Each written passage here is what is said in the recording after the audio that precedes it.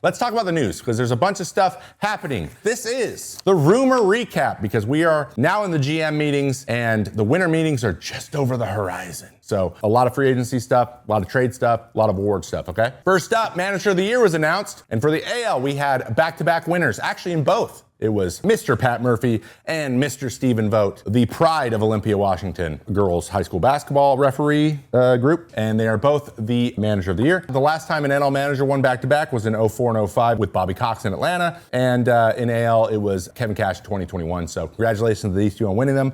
Though, I agree on the Pat Murphy one, and I am a huge Stephen Vogt fan. I played an All-Star game with him. I love that guy. I think John Schneider probably should have taken it this year. But I think coming back from a 15.5 game deficit to win your division and lose two guys to a betting scandal, one of which is an All-Star closer, and still come back and do it and deal with all those distractions is really impressive. So I think it's a coin flip, but I would have went with John Schneider. Rookie of the Year. It was the two guys that we guessed several times this year. We have Drake Baldwin on the right, and on the left we have Nick Kurtz. Nick Kurtz is the bopper from the A's. Let's get into his stats because he's got some crazy stuff going on. Nick Kurtz was unanimous. He was the first unanimous American League Rookie of the Year in a very long time. 14th to do it. He beat out Jacob Wilson, his teammate, who had 23 second-place votes. To be unanimous, you get 30 first-place votes. And then Roman Anthony finished third with a scattering of third-place votes and second-place votes. He had a 4.6 WAR. He had 36 home runs and 86 RBIs and a 1,000 OPS. He's one of the best hitters in the league. He was just behind Shohei Ohtani and Aaron Judge in OPS, which is pretty good, but he could not qualify for the batting title because he was all up in late April. So unfortunately for him, that didn't work out. But fortunately for the A's, they have a very good one. And like I mentioned, he was 25th in F4 after having a month less than a lot of the people in that list. So that's pretty crazy. Baldwin finished ahead of Cade Horton. He got 21 first place votes. He hit 274 with 19 home runs, 341 on base percentage and 80 RBIs, and split time with the highest paid catcher in the major leagues, Sean Murphy. So like that's impressive. He was DHing. Horton did have a 1.03 second half ERA, but he got hurt at the end, didn't have enough innings. And just like we thought, Drake Baldwin was going to take that, so congratulations to Jake Baldwin. And I think those two are correct. I think we hit it right on the nail head for them. Let's talk a little bit about the rumor roundup and the GM meetings. GM meetings are when all the GMs meeting. Where? In fuzzy Vegas. Golden Arches. The annual general manager meetings have convened, and there are a lot of rumors flying. So first rumor I want to talk about is Mr. Bo Bichette, free agent. Is he going to play second base? And are teams interested in him as a second or third baseman? Now you may be wondering why not shortstop. It is because for the second time in a row, he was the worst defensive shortstop by defensive runs saved in the American League. It happened again. And he showed in the World Series that he has the athleticism to play second base. It's not an arm issue. I think it just comes down to range and just making the plays you're supposed to make. And he doesn't do a great job of that. So I think they can handle that. And teams have been connected to him possibly being a second baseman are the Dodgers, the Mets, the Phillies,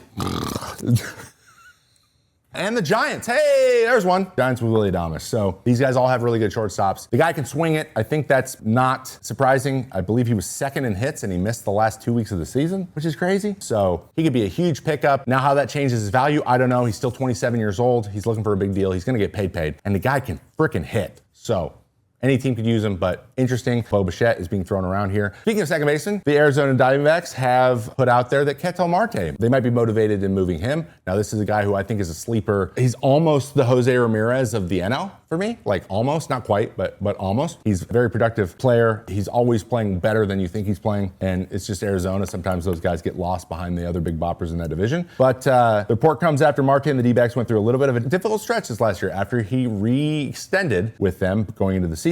He had that horrible fan heckling problem. His house got burglarized, a lot of issues. And then I guess he kind of asked for days off a lot. And he also just showed up late for coming back from the All-Star break and hanging out in the Dominican a couple extra days. I don't know what's going on with that. So I guess there was a little bit of a rift happening in the clubhouse at the time. This is all alleged, but you know, that's something that drives this motivation to get rid of a guy a lot. So again, another great, like really, really high quality bat second baseman that's available. Like there's a lot of teams that they could slot into really well. So it's gonna be really interesting to see how their markets coalesce. Moving on, let's talk about Kyle Tucker. Projected to make a whole bunch of money. The Orioles have emerged as an under-the-radar team for Kyle Tucker. Ken Rosenthal, Will Salmon from The Athletic asked executives about an under-the-radar thing, and two of them said, unrelated to each other, suggested the Orioles for Tucker. Now, I think a fit-wise, absolutely. The Orioles should make some moves. Offense didn't seem like Baltimore's biggest need, but the outfield did struggle. They need to get pitching. We all know about that. But I think it would fit in too, and he's a young guy. He'd fit in with the young core. It's not like he would be a veteran. Like, he still fits in the mold, kind of. He could be part of that crew for a long period of time. The timing might be really good for that. I think he would thrive in Baltimore as well. I would love to see him in the AL East. I really like this landing. Now, he's going to be really expensive. He's projected to make the most money in the offseason, but I like it. I think it's good if they can do it. Now, do I think they're going to do it? No. I'm not convinced that David Rubenstein, their new owner, is any better than the Angeloses at this point. Now, I understand there was character flaws with the other people, but like, he's shown me nothing that he's going to take any chances, and this isn't anything other than something in his portfolio. That's all I'm saying. Now, is this a little bit of saltiness from his salary cap comment earlier in the year? Probably, but that just shows me where his head's at, and that doesn't tell me he's gonna get excited about a player, or that like baseball is really even his thing, but we'll see. And then I'm a big fan of Elias. I think he develops players really well, but I just also think he struggles to pull the trigger sometimes. And if there's a bidding war, I don't see those two hopping on the horse and winning the race. I just don't. I think it's a little bit of a far-fetched thing, but what do I know? I'm just a guy. Okay, Royals are interested in trading for outfielders. First reported by JP Morosi, our guy. The Royals are valuing the trade market. Their outfield was terrible last year. Triple slashing combined at 225, 285 on base, and a 348. Too many strikeouts, too much going on. Their 37 home runs as a group was tied for the second fewest of any team's outfielders, and they had a 73 ones created plus, which is terrible. So they need some bop, and obviously they're looking to the Red Sox, who might have some overflow with Cedane. Rafaela has been thrown in there. I don't think he's going anywhere. It would more likely be a Duran or a Wilyer Abreu thing. Also, the Angels have been tied with Joe Adell and Taylor Ward. It'd be interesting to see Taylor Ward. I don't know if Joe Adell is the biggest pickup there. He has more pop, but he also strikes out a lot, which is also what their problem is, so that might not be the greatest fit. But we'll see. I think that if they could land one of the Red Sox, that would be a savvy move. I think the Royals do savvy moves quite often. And then there were questions about Devin Williams and where he's going to end up this year after being traded to the Yankees and having, by all accounts, a down year. Things didn't go perfectly the way he wanted them to. And guess who is the front runner for possibly landing Devin Williams? The Los Angeles Dodgers. Sorry, we talk about them so much. According to the Athletics' Fabian Ardaiz, the Dodgers looking at least one leverage arm. He's not going to command the money that Tanner Scott did, so you don't have to worry about that probably, though he will get a good solid deal. They need a right-handed guy. They do need relievers. You know, I understand that Scott didn't work out this year, but like pretty clear that's an area they need to address if they want to keep being good, and they're going to do what they need. And by all accounts, we covered this earlier in the year, and I think it ended with all this being true. Yes, he had a 4.79 ERA on the year, but his FIP was a 2.68, and his expected ERA was a 3.09.